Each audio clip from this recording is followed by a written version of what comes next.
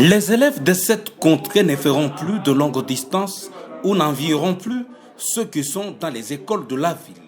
En effet, dans le cadre de projets à impact visible pour le développement du secteur de la Loufira, sous le sens managérial du chef secteur Dominique Savio Walubunga Sambo, la construction d'une nouvelle école était décidée et matérialisée à ce jour sous financement de l'argent de la redevance minière. Ainsi, avant la remise officielle des clés, le sous-préfet de l'EPST, René Kabela Mamboué, a inspecté ces bâtiments sous les explications de l'entrepreneur de l'entreprise Toudjenge Congo Yetou, si et seulement si ils répondent aux normes. L'ouvrage, j'ai constaté qu'il a respecté les normes. C'est 7 sur 8, donc c'est bon pour notre jeune sous-division.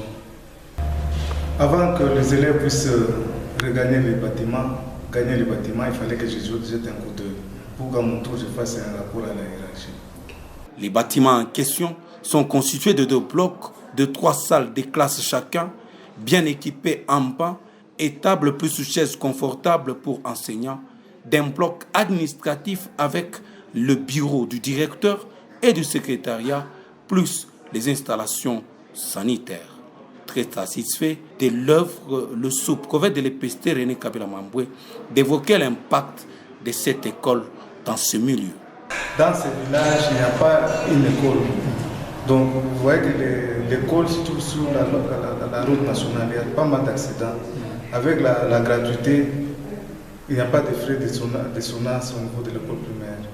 Mais ceci, je crois, c'est le village. Dans le village, il n'y aura pas de problème de distance pour atteindre l'école. Cette école est venue résoudre beaucoup de problèmes. Le premier problème, c'est le problème d'école de proximité. Donc c'est dans le village. C'est l'école du village. Ce n'est pas l'école au village. Et deuxième problème, c'est avec la gratuité, il faudrait avoir des classes spacieuses.